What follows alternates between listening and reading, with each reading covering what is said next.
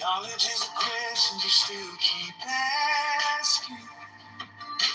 Courage is a tremble as you take a step. Morals are the lines that you draw in the shadow. Virtue is what you got when you got nothing left. I see the image of the golden man in the way you love, in the way you stand. Not some halo, not some distant sky, just a quiet grace in your tired eyes. If I get lost, if I lose my plan, teach me the heart of God in a human hand.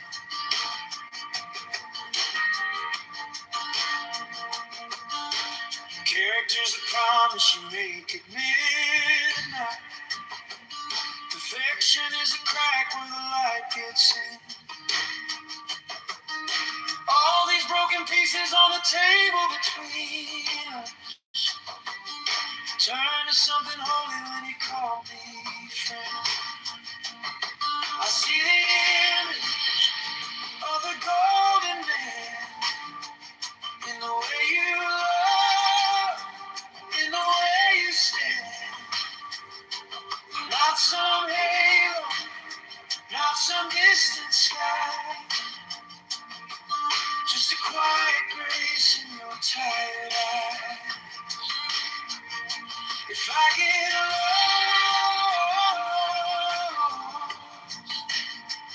if I lose my plan,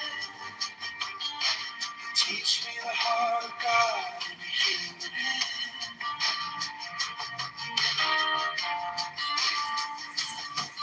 Every scar, a little stained glass window. Every failure folded into prayer. If heaven has a face, I know it looks a lot like mercy here. I see the image of the golden man in the way you love, in the way you stand.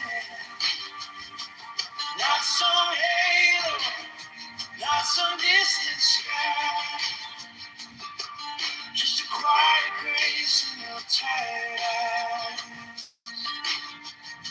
If I get lost, if I lose my plan, teach me the heart of God in a human hand. Teach me the heart of God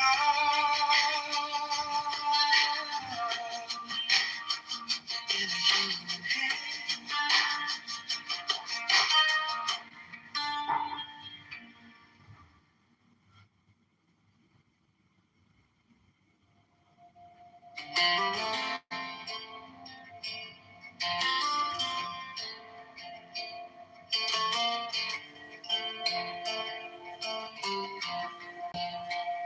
I was chasing flawless, straight lines, clean hands.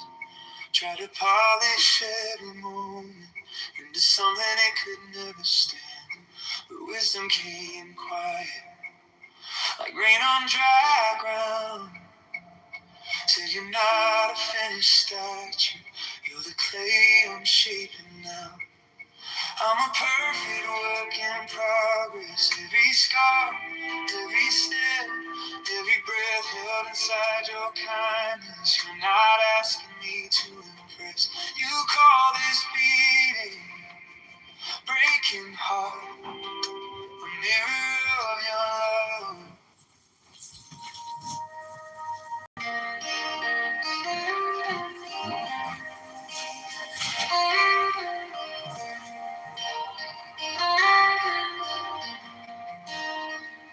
I was chasing flaws, Straight line, clean hand. Try to polish every moment into something that can never stand. But wisdom came quiet, like rain on dry ground. Said you're not a finished statue. You're the clay I'm shaping now. I'm a perfect work in progress. Every scar, every step, every breath held inside your kindness. You're not asking me to impress. You call this beat and breaking heart for me.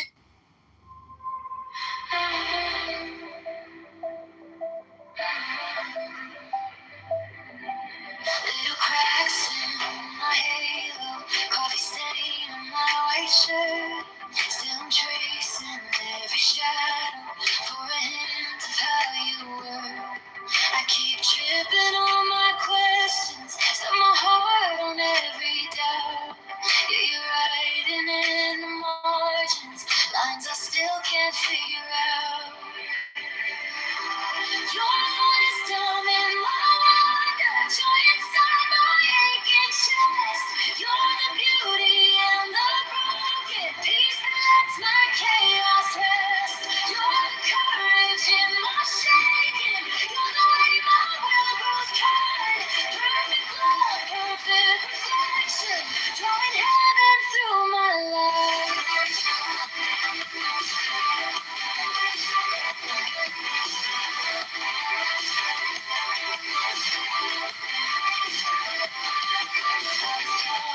List of virtues, all the ways I had to shine.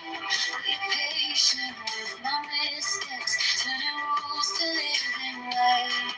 Every scar becomes a teacher, every failure fertile ground. Slowly shaping softer edges, till your kindness shows in mine.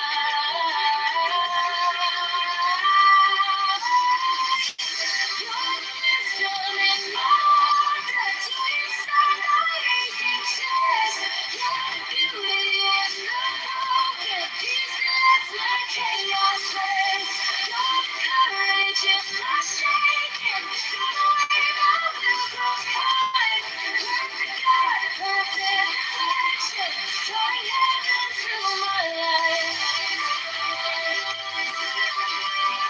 Drawing heaven through my life.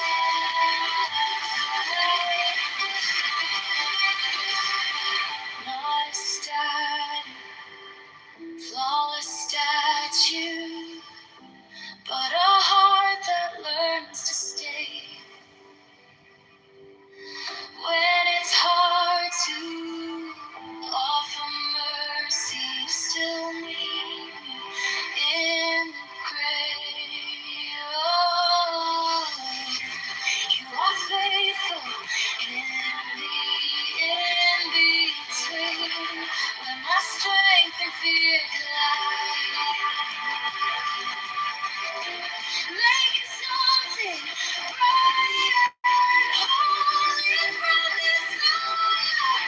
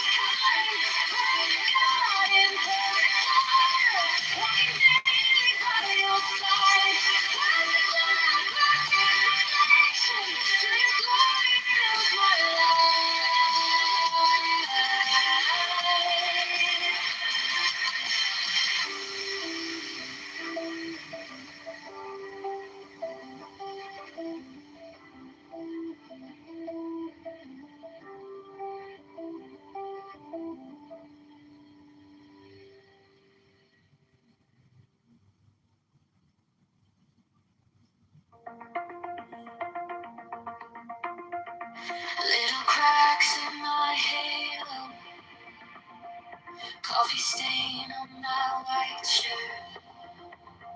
Still I'm tracing every shadow for a hint of how you were. I keep tripping on my questions, stir my heart on every doubt. Yeah, you're writing in the margins, lines I still can't figure out. You're the wisdom in my life, inside my aching chest. You're the beauty in the broken piece that lets my chaos rest. You're the courage in the shaking. You're the way my will goes kind. Perfect love, perfect reflection, drawing heaven through my life. I was taught it's the virtues, all the ways I had to shine. But you're patient with my missteps, turning rules to living light. Every scar becomes a teacher, every failure further ground. Slowly shaping off the edges till your kindness shows. Okay, Rabbanu Shalom. Hello?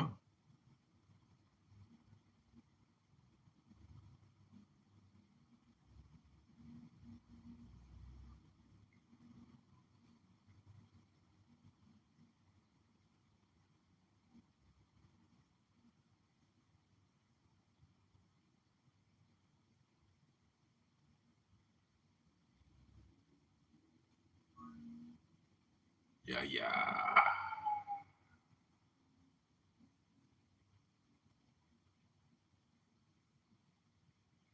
Okay, I'm going to read a book.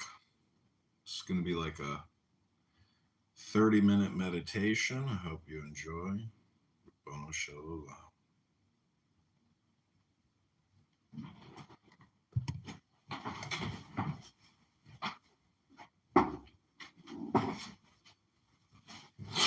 We are almost finished with this book. We are getting closer and closer and closer and closer.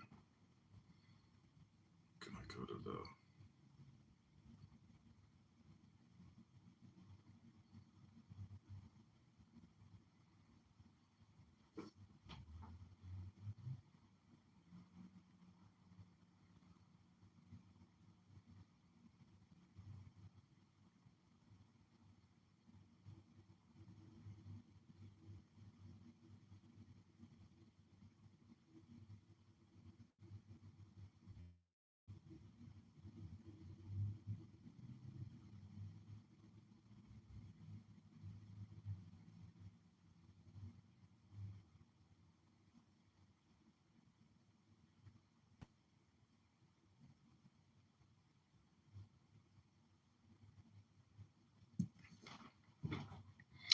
Okay, this is the Isa Book Club, Reading Wisdom by John Kitover. Rabbanu Shalom. This is going to be a 30-minute book reading, aka a meditation. We're sipping coffee. We're taking deep breaths. And we are about to engage with the Kabbalah. Oh, my friend is here.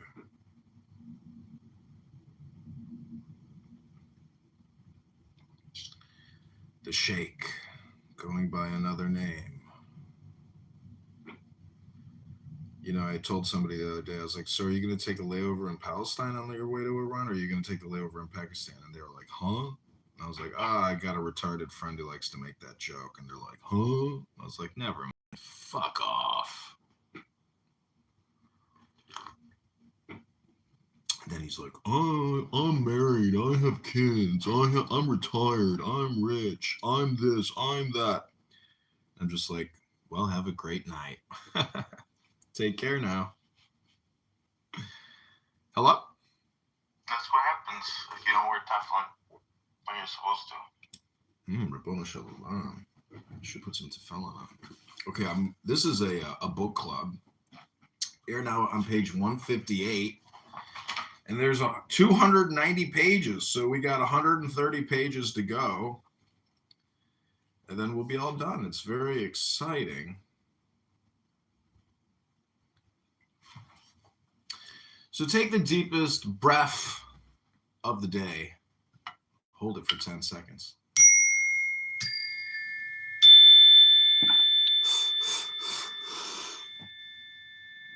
Well, said he to his consultant, give me some details about your visions. What you tell me interests me in the highest degree. The sorcerer, for one must call him so. The sorcerer then told him of a series of strange facts of which two families had been witness, and these facts were precisely identical with the phenomena of Mr. Home. Hands coming out of walls, movements of furniture, phosphorescent apparitions. One day the rash apprentice magician had dared to call up Astaroth and had seen the apparition of a gigantic monster having the body of a hog and the head borrowed from the skeleton of a colossal ox. But he told all that with an accent of truth, a certainty of having seen which excluded every kind of doubt as to the good faith and the entire conviction of the narrator. Alephus, who is an epicure in magic, was delighted with this find. In the 19th century, a real sorcerer of the Middle Ages, a remarkably innocent and convinced sorcerer, a sorcerer who had seen Satan under the name of Adonai, Satan dressed like a respectable citizen, and Astaroth in his true diabolical form. What a supreme find for a museum. What a treasure for an archaeologist. My friend, said he to his new disciple, I'm going to help you find what you say you have lost. Take my book, observe the prescriptions of the ritual, and come again to see me in a week. A week later he returned, but this time the workman declared that he had invented a life-saving machine of the greatest importance for the Navy. The machine is perfectly put together. It only lacks one thing. It will not work. There is a hidden defect in the machinery. What was that defect? The evil spirit alone could tell him. It is then absolutely necessary to evoke him.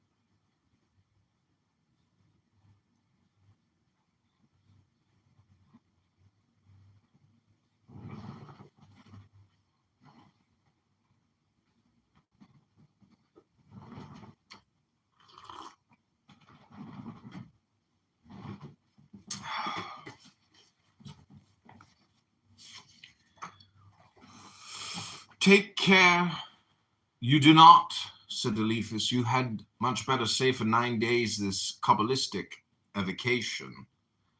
He gave him a leaf covered with manuscript. Begin this evening and return tomorrow to tell me what you've seen, for tonight you will have a manifestation.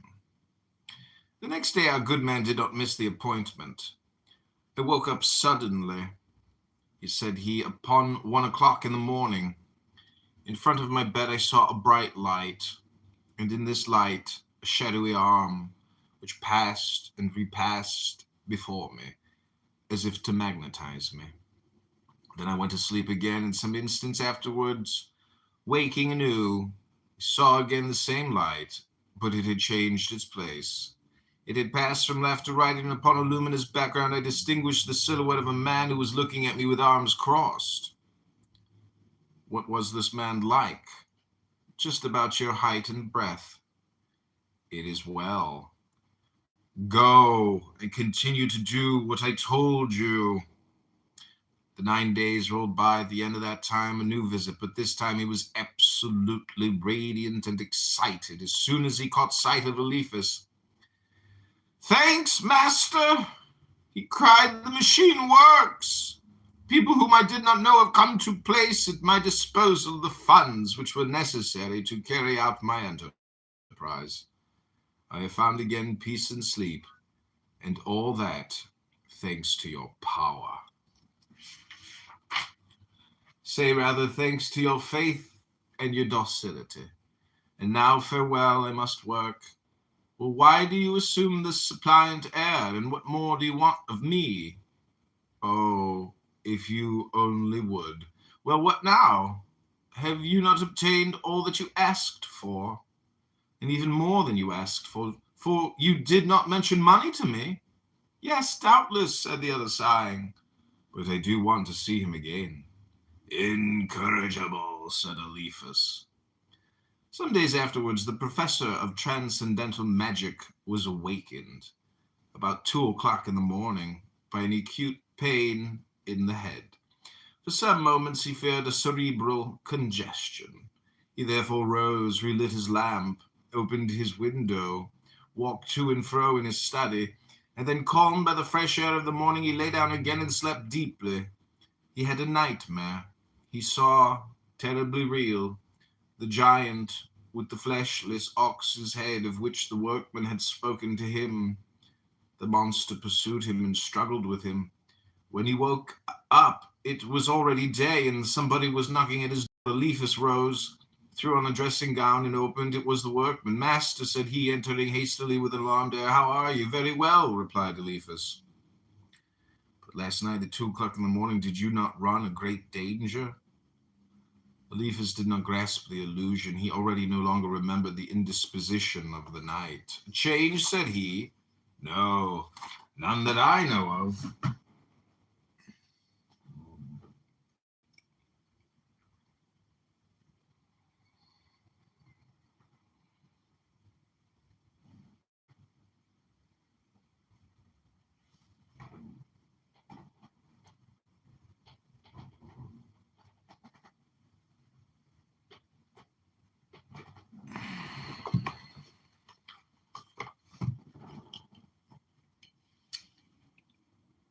Hey, Meta, start recording.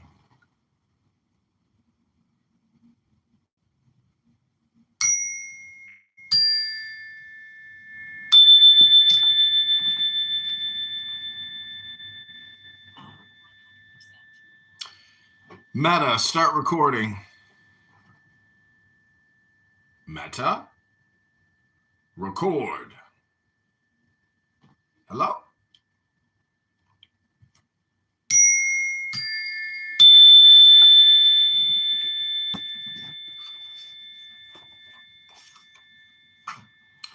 "A danger," said he.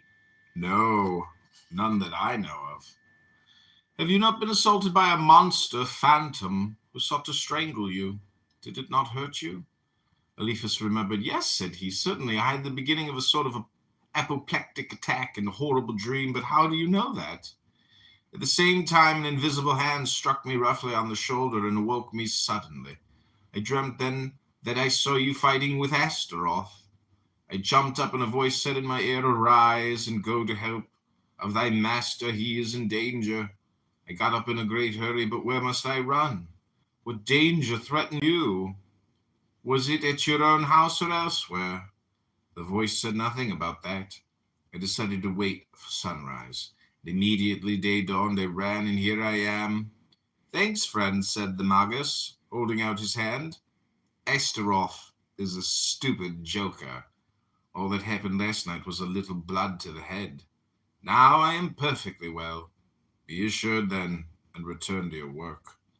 Strange as may be the facts which we have just related, there remains for us to unveil a tragic drama much more extraordinary still.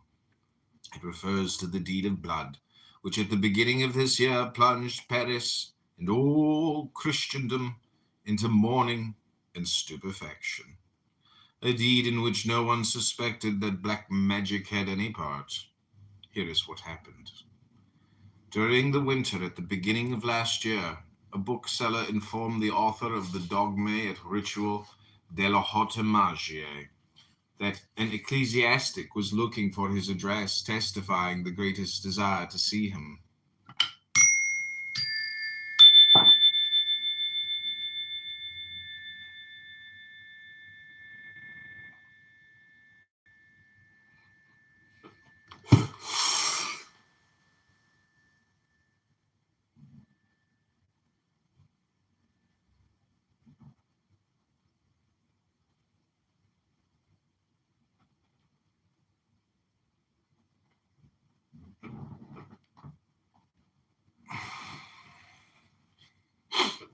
Eliphas Levi did not feel himself immediately prepossessed with confidence towards the stranger, to the point of exposing himself without precaution to his visits. He indicated the house of a friend, where he was to be in the company of a faithful disciple, Des Baroles. At the hour and date appointed, they went, in fact, to the house of and found that the ecclesiastic had been waiting for them for some moments. He was a young and slim man. He had an arched and pointed nose, with dull blue eyes. His bony and projecting forehead was rather broad than high. His head was dolichocephalic, his hair flat and short, parted on one side, of grayish blonde with just a tinge of chestnut of a rather curious and disagreeable shade. His mouth was sensual and quarrelsome. His manners were affable, his voice soft, and his speech sometimes a little embarrassed. Questioned by Eliphas Levi concerning the object of his visit, he replied that he was on the lookout for the grimoire of Honorius, and that he had come to learn from the professor of occult science how to obtain that little black book, nowadays almost impossible to find. "I would gladly give 100 francs for a copy of that grimoire," said he. "The work in itself is valueless," said Eliphas. "It is a pretended constitution of Honorius II, which you will find perhaps quoted by some erudite collector of apocryphal constitutions. You can find it in the library." "I will do so, for I pass almost all my time in Paris in the public libraries."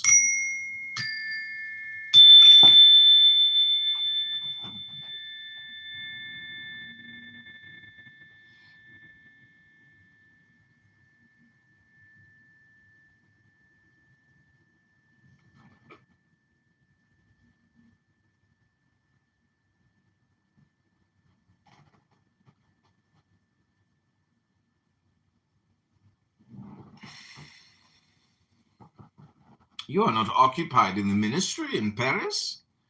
"No, not now. I was for some little while employed in the parish of Saint-Germain-Auxerrois." "And now you spend your time, I understand, in curious researches in occult science." "Not precisely, but I am seeking the realization of a thought.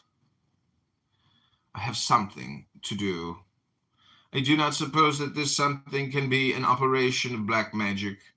You know as well as I do, Reverend Sir, that the Church has always condemned, and still condemns severely, everything which relates to these forbidden practices."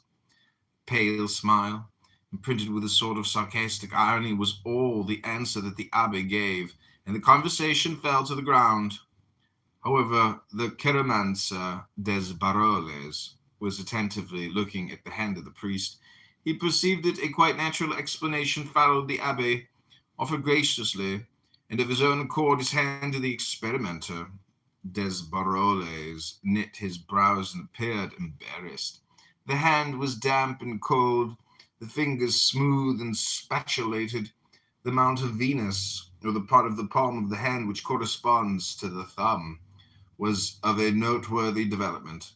The line of life was short and broken. There were crosses in the center of the hand, and stars upon the mount of the moon. "Reverend Sir," said Desbaroles, if you had not a very solid religious education, you would easily become a dangerous sectary. For you are led on the one hand toward the most exalted mysticism, and on the other to the most concentrated obstinacy combined with the greatest secretiveness that can possibly be.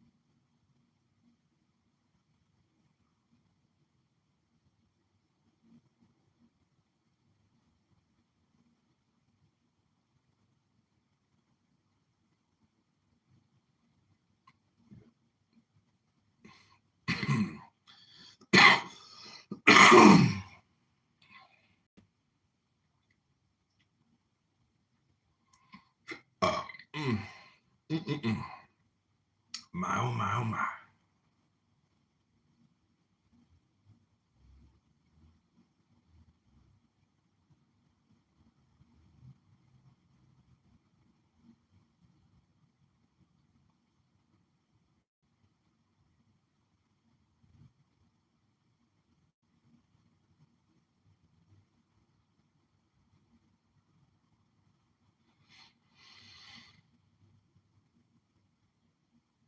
Message on your phone.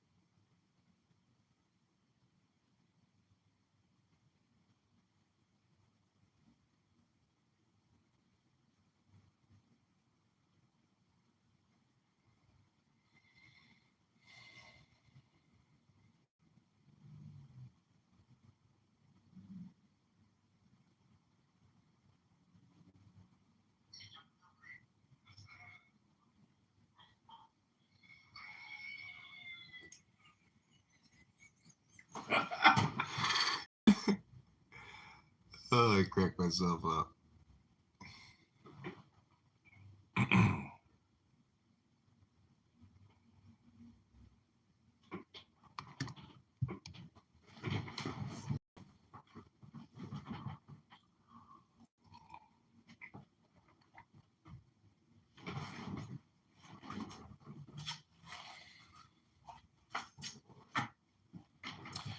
Okay, this is page 164. I think this is where we left off.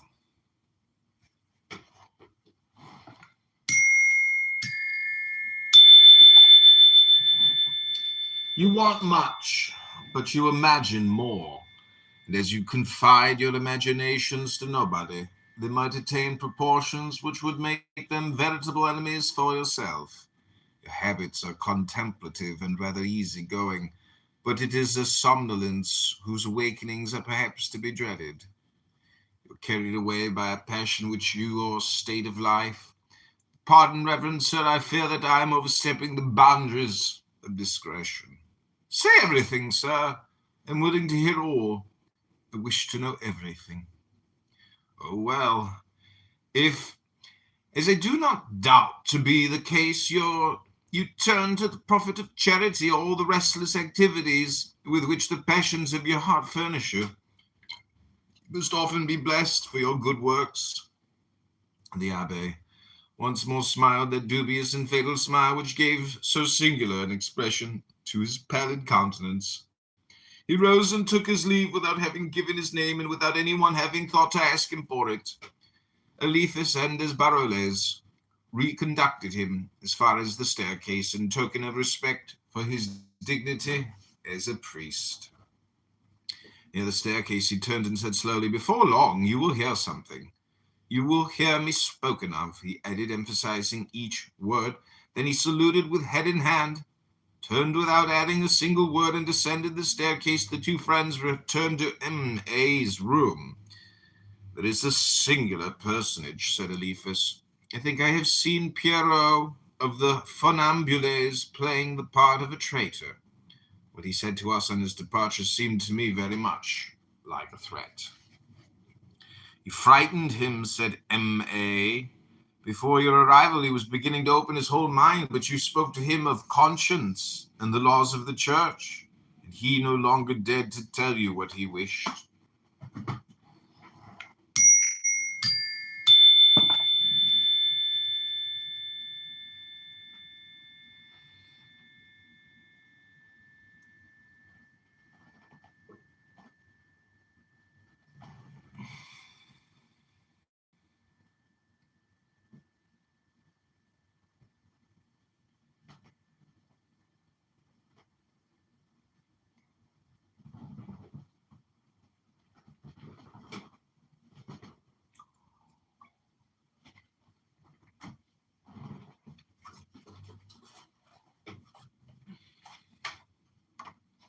"Bah! What did he wish, then? To see the devil? Perhaps he thought I had him in my pocket."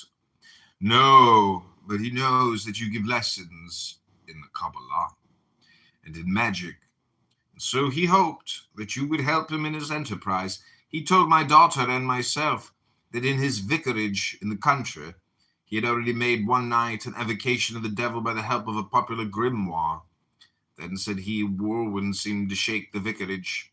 The rafts groaned, the wainscoting cracked, the door shook, the windows opened with a crash, and whistlings were heard in every corner of the house. He then expected that formidable vision to follow, but he saw nothing. No monster presented itself. In a word, the devil would not appear.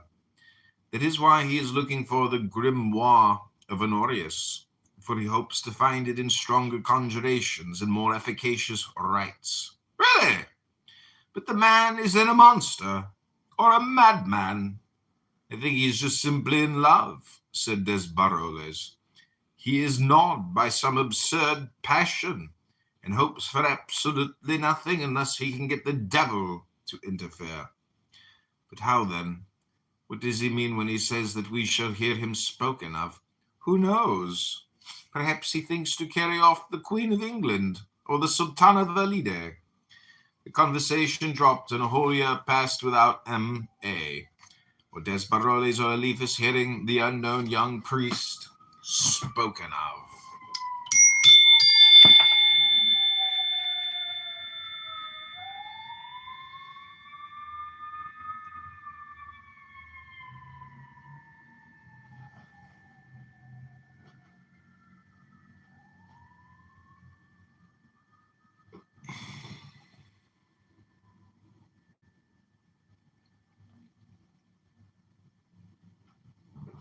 I am running for Congress. I'm a write-in candidate.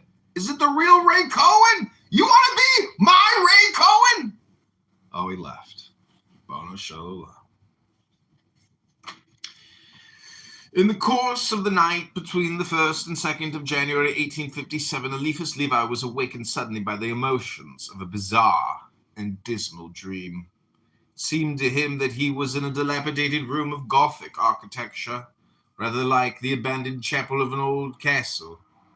A door hidden by a black drapery opened onto this room. Take a little break here until the Ray Cohen, my Ray Cohen. I've been looking for you, Ray. I need a Mr. Cohen. I like your style. I like the work you do. Be happy to have you be my campaign manager on this campaign. Thanks, Ray. I appreciate you.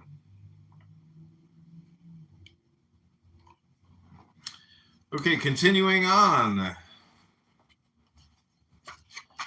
A door hidden by a black drapery opened onto this room. Behind the drapery, one guessed the hidden light of tapers, and it seemed to Eliphas that, driven by a curiosity full of terror, he was approaching the black drapery. Then the drapery was parted, and a hand was stretched forth and seized the arm of Eliphas. He saw no one, but he heard a low voice which said in his ear, "Come and see your father, who is about to die." The Magus awoke, his heart palpitating and his forehead bathed in sweat. "What can this dream mean?" thought he. "It is long since my father died. Why am I told that he is going to die? And why has this warning upset me?" The following night, the same dream recurred with the same circumstances. Once more, Eliphas awoke, hearing a voice in his ear repeat, "Come and see your father, who is about to die." This repeated nightmare made a painful impression upon Eliphas. He had accepted for the 3rd of January an invitation to dinner in pleasant company, but he wrote and excused himself, feeling himself little inclined for the gaiety of a banquet of artists. He remained then in his study. The weather was cloudy. At midday he received a visit from one of his magical pupils, Viscount M.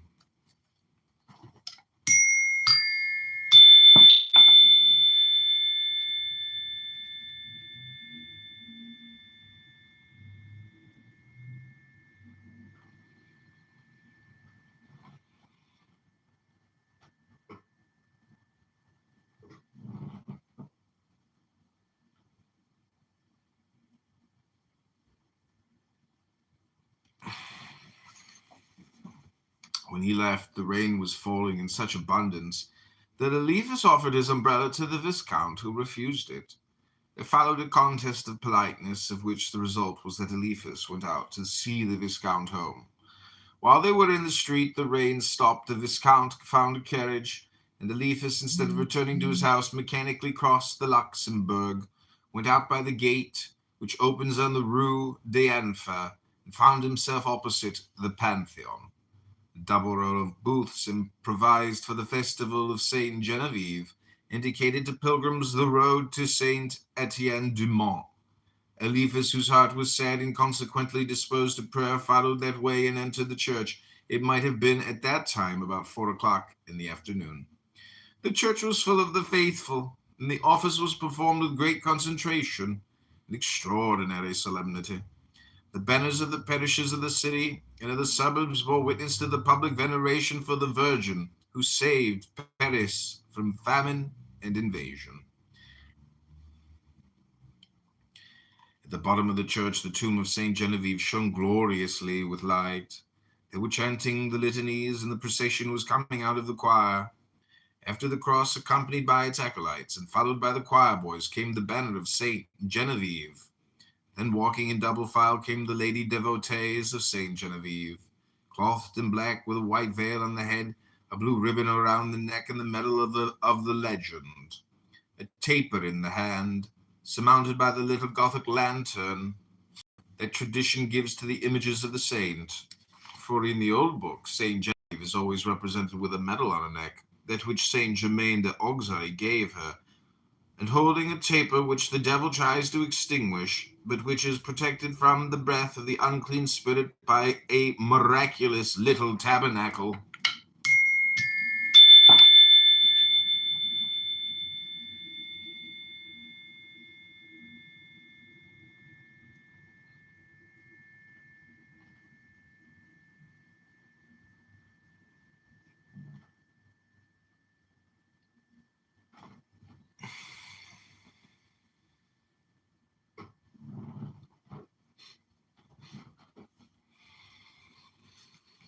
After the lady devotees came the clergy.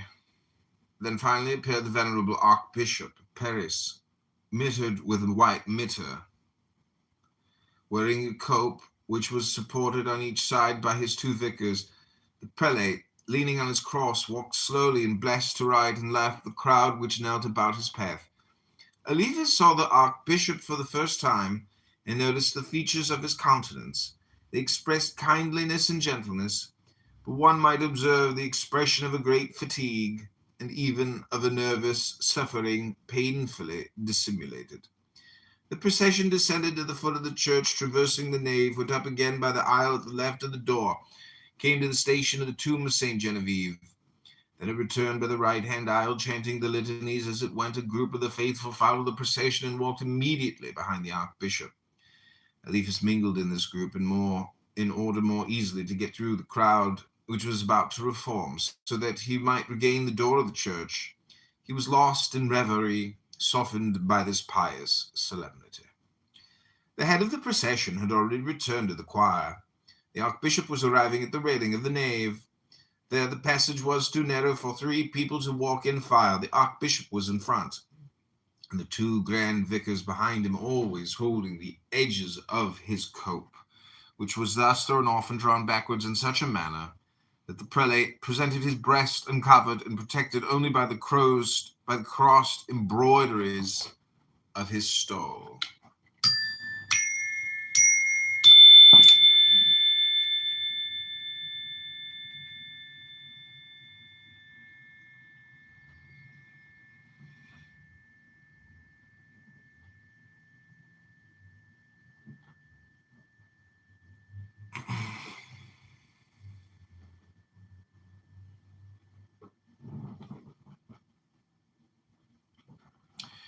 Then those who were behind the Archbishop saw him tremble, and we heard an interruption in a loud and clear voice, but without shouting or clamor.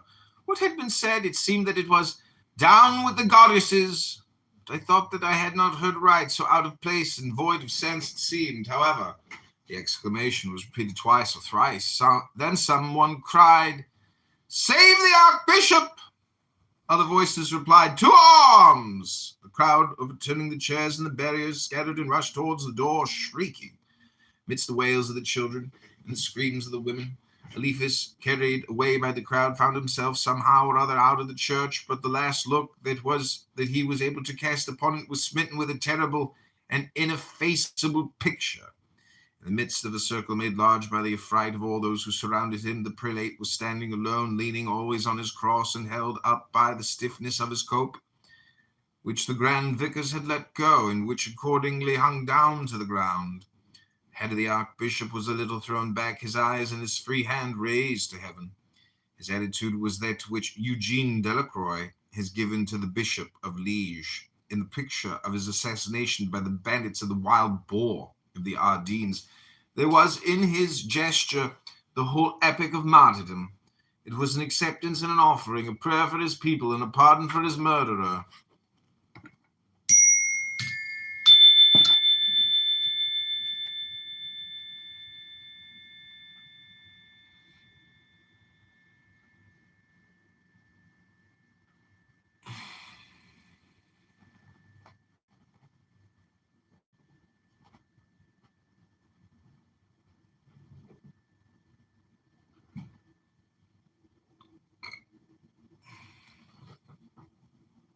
This is the subnote. Extract from Sir Walter Scott's notes on the murder of the Bishop of Liege. The bishop's murder did not take place till 1482. In the months of August and September of that year, William de la Marck, called the Wild Boar of the Ardennes, entered into a conspiracy with the discontented citizens of Liege against the Bishop Louis of Bourbon, being aided with considerable sums of money by the King of France.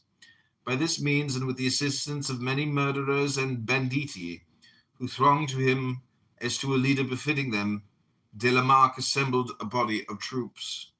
With this little army he approached the city of Liege. Upon this, the citizens who were engaged in the conspiracy came to the bishop, and offering to stand by him to the death, exhorted him to march out against these robbers. The bishop therefore put himself at the head of a few troops of his own, trusting to the assistance of the people of Liege. But as soon as they came in sight of the enemy, the citizens, as before agreed, fled from the bishop's banner, and he was left with his own handful of adherents. At this moment, de la Marck charged at the head of his men with the expected success. The bishop was brought before de la Marck, who first cut him over the face, then murdered him with his own hand, and caused his body to be exposed naked in the great square of Liege before St. Lambert's Cathedral. 3 years after the bishop's death, Maximilian, Emperor of Austria, caused de la Marck to be arrested at Utrecht, where he was beheaded in 1485.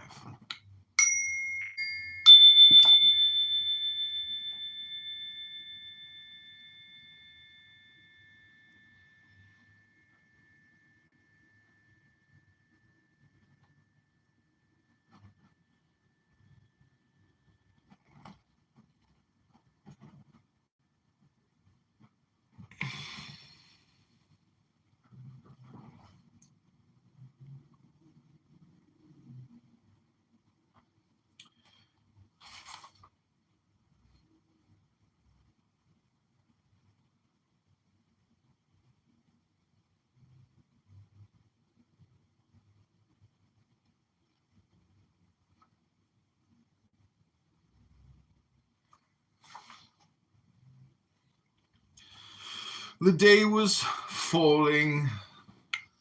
The day was falling, and the church was beginning to grow dark.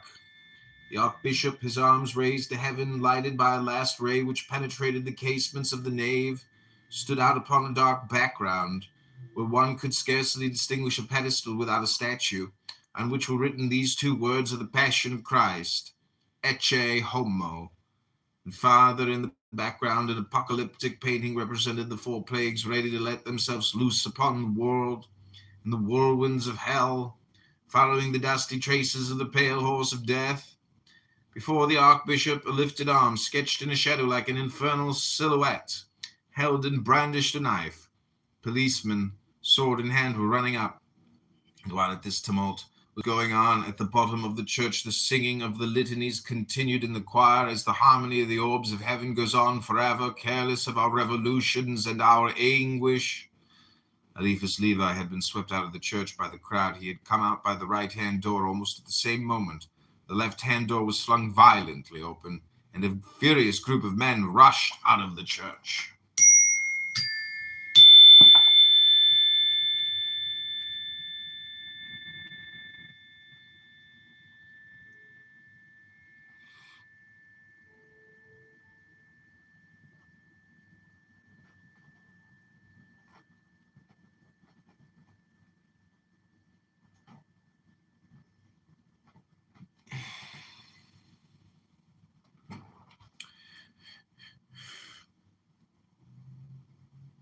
Eliphas Levi had been swept out of the church by the crowd.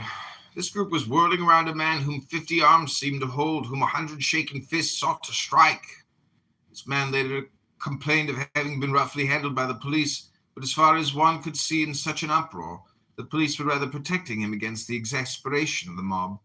Women were running after him, shrieking, "Kill him!" "But what has he done?" cried other voices. "The wretch! He has struck the archbishop with his fist," said the women. Then others came out of the church, and contradictory accounts were flying to and fro. "The archbishop was frightened and has fainted," said some. "He is dead," replied others. "Did you see the knife?" added a third coma. It is as long as a saber, and the blood was streaming on the blade. The poor archbishop has lost one of his slippers, remarked an old woman, joining her hands. It is nothing, it is nothing, cried a woman who rented chairs. You can come back to the church. Monsignor is not hurt. They have just said so from the pulpit. The crowd then made a movement to return to the church. Go, go, said at that very moment the grave and anguished voice of a priest. The office cannot be continued. We are going to close the church. It is profaned.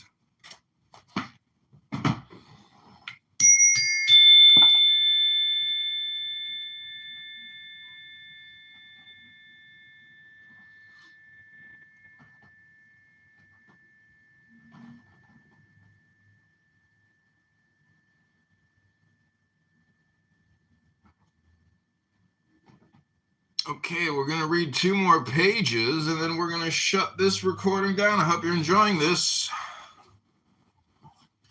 It's called reading a book.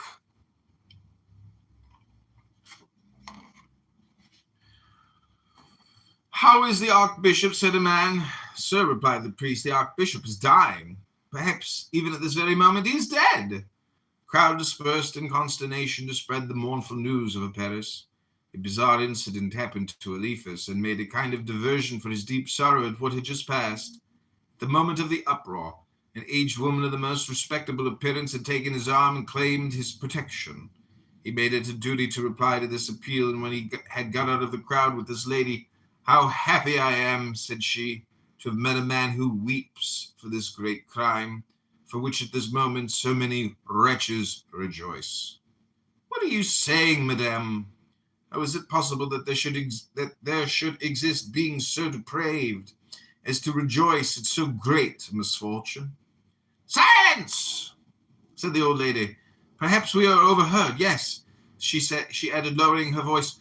There are people who are exceedingly pleased at what has happened.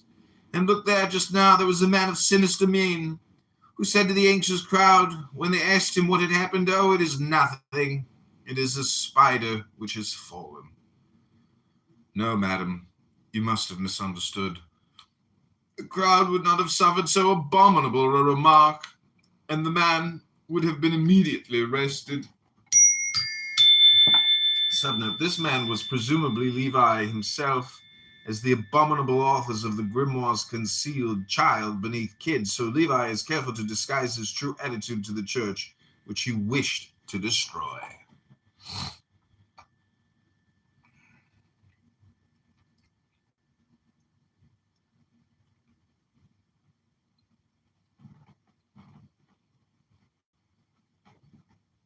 Okay, this will be the last page I'm reading. Thanks for watching. Hit that like button, subscribe now. Would to God that all the world thought as you do, said the lady. Then she added, I recommend myself to your prayers, for I see clearly that you are a man of God. Perhaps everyone does not think so, replied Eliphas. And what does the world matter to us? Replied the lady with vivacity. The world lies and calumniates and is impious. It speaks evil of you, perhaps. I am not surprised at it, and if you knew what it says of me, you would easily understand why I despise its opinion.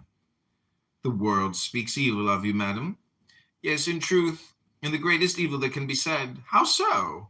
It accuses me of sacrilege. You frighten me. Of what sacrilege, if you please?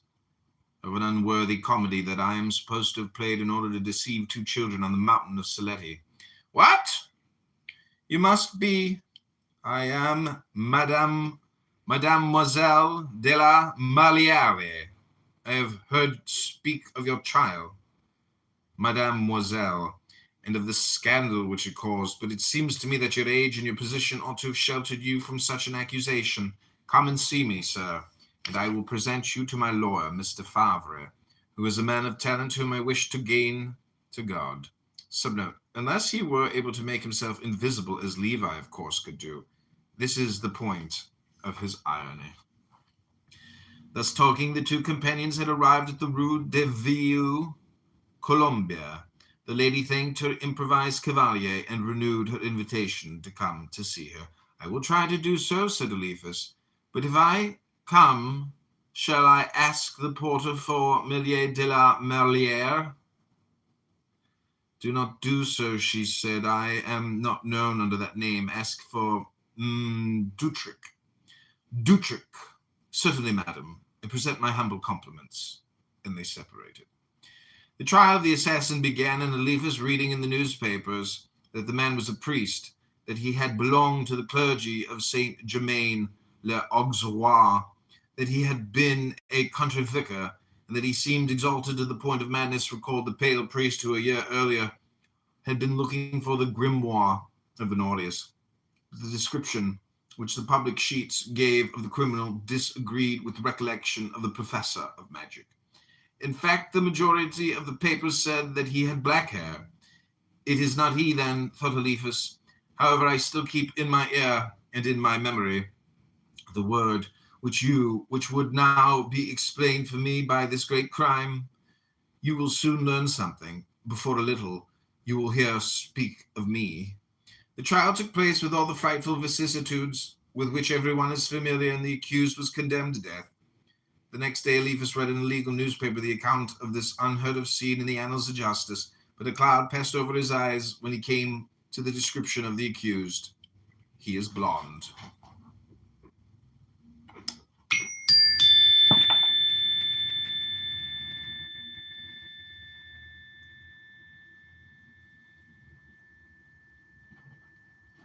Okay, actually, we're just going to read one more page, so when I come back to the book, I won't duplicate the reading. This is the final page. It must be he, said the professor of magic. Some days afterwards, a person who had been able to sketch the convict during the trial showed it to Eliphas. Let me copy this drawing, said he, all trembling with fear. He made the copy and took it to his friend Desbaroles, of whom he asked, without other explanation, do you know this head? Yes, said Desbaroles energetically. Wait a moment. Yes. It is the mysterious priest whom we saw at, A's, who wanted to make magical evocations. Oh, well, my friend, you confirm me in my sad conviction. The man we saw we shall never see again. The hand which you examined has become a bloody hand. We have heard speak of him as he told us we should. That pale priest, do you know what was his name? Oh, my God, said Desbaroles, changing color. I am afraid to know it. Well, you know it. It was the wretch Louis Berger. Some weeks after what we have just recorded, Eliphas Levi was talking with a bookseller whose specialty was to make a collection of old books concerning the occult sciences. They were talking of the grimoire of Honorius. Nowadays it is impossible to find it, said the merchant. The last that I had in my hands I sold to a priest for 100 francs. A young priest. Do you remember what he looked like? Oh, perfectly, but you ought to know him well yourself, for he told me he had seen you, and it is I who sent him to you. No more doubt than the unhappy priest had found the fatal grimoire. He had done the evocation and prepared himself for the murder by a series of sacrileges, for this is in what the infernal evocations consist according to the grimoire of Honorius.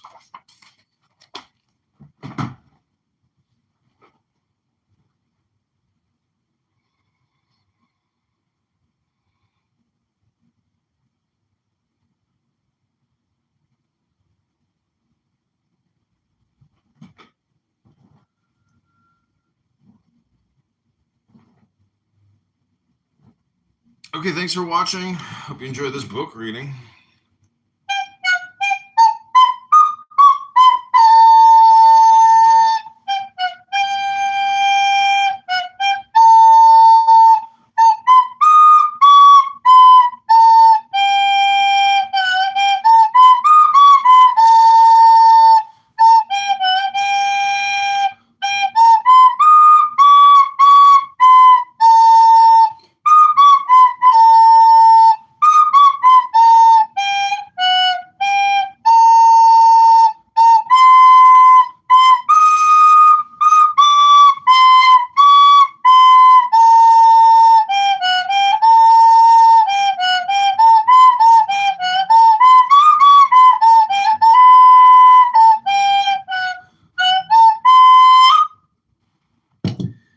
never had one lesson.